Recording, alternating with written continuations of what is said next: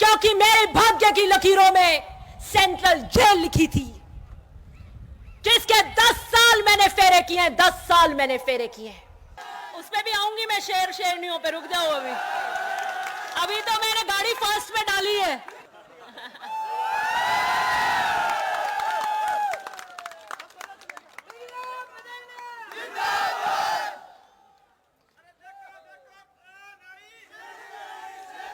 उस पे भी आऊंगी मैं, शेर शेरनियों पे। रुक जाओ, अभी तो मैंने गाड़ी फर्स्ट में डाली है।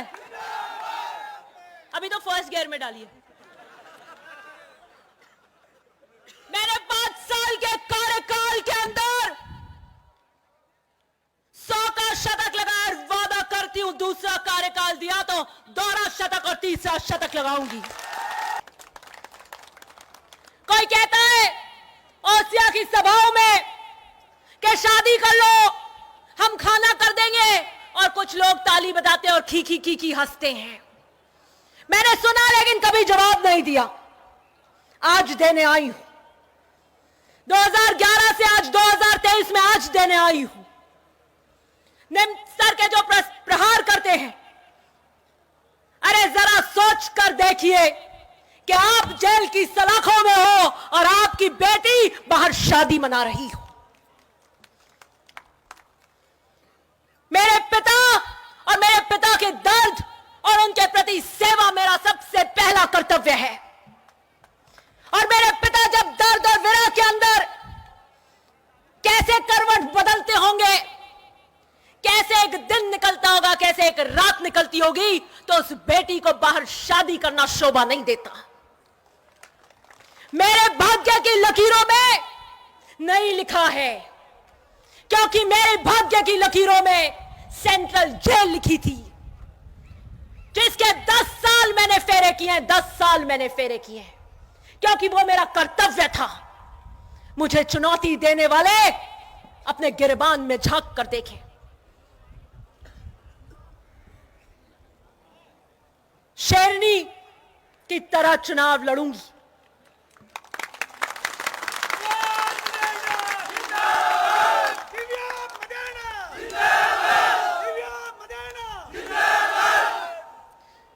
राजनीति के किसान सूरमाओं की बेटी हूं,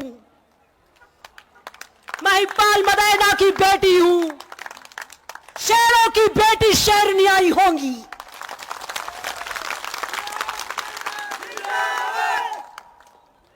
शेर प्रतीकात्मक किस चीज का होता है? मुझे बड़ी हंसी आई जब उन्होंने कहा कि जंगल भेज दो, निम्न से निम्न स्तर का प्रहार किया। शेरनी का अर्थात, शेर का अर्थात प्रतीकात्मक होता है। बहादुरी, साहस, निडरता, शक्ति स्वरूप, गर्व, आत्मविश्वास, ये शेर के प्रतीकात्मक है। हम कहते हैं अपने बच्चे को, अरे क्या कर रहे भाई, क्या रो रहा है, शेर सा बहादुर बन। थोड़ा सा कुछ ज्यादा कोई रौब करता है, जैसे मैं करती हूं विधानसभा में, तो क्या इतनी क्यों शेर हो रही है? मुझे समझ ही नहीं आता कि आज की इस आधुनिक युग के अंदर भी क्या इतनी कुंठित मानसिकता हो सकती है। हमारा राष्ट्रीय प्रतीक अशोक स्तंभ, उसमें भी 4 शेर हैं, 4 शेर। मैं पूछना चाहती हूं, क्या अशोक स्तंभ के वो 4 शेर जो साहस, शक्ति स्वरूप, गर्व और आत्मविश्वास के प्रतीक हैं, क्या उनके लिए भी आप ऐसी राय रखते हैं? क्या उन्हें भी जंगल में भेजना चाहते हैं?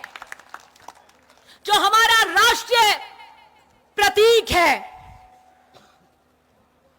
एक शेरनी, अब ये नारे बोल रहे थे तो मैंने भी एक नारा लिखा, एक शेरनी लड़े होशियारी लड़ाई रे, एक शेरनी लड़े होशियारी लड़ाई रे, चलो आपा भी दे बिरा साथ रे।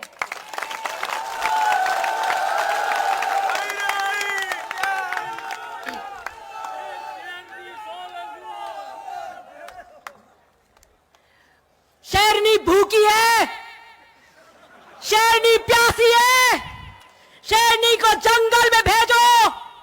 शेरनी शेर के साथ ही रहती है, खी वहां भेजो। अपनी बेटियों के लिए भी बोलते हो क्या ये? ना मैं भूखी हूं, ना मैं प्यासी हूं, मैं पैदाइश से तृप्त हूं, कोई तृष्णा नहीं है मुझे। और यही कारण है, इसी तृप्ति के कारण मेरे ओसिया को नीलाम नहीं होने दिया या भ्रष्टाचार नहीं होने दिया। किसी की भूख और प्यास के कारण ओसिया का बिजली घर नीलाम हो रहा था, थानों में बंदर बाट मची थी, तहसील तो राम भरोसे थी, गांधी जी के बिना कुछ नहीं हो रहा था वहां। वो किसकी भूख और प्यास थी? मैं तो तृप्त हूं और पैदाइश से तृप्त हूं, ईमानदारी में मेरे पिता से लेकर आई हूं। और बीजेपी का भी आम व्यक्ति ये कहता है, अनेकों सर्वे होते हैं, सबने एक बात कही, चाहे उन्होंने बीजेपी से लिया हो, कि जो भी को एक बात तो कहनी पड़ेगी कि 100% ईमानदार है दिव्या मदेरणा, 100%।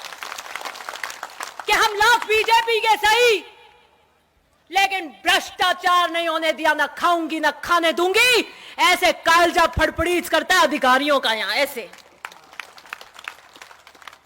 पुलिस केस हो जाता है कोई डोडो वोडो का, जाते हो आप, कहते हो कुछ कुछ कर लो, वो कहे बाप जी माफ करो, पा शेरनी ने ठा पड़ जाने मार तो वह सब सितारा उतार देंगे।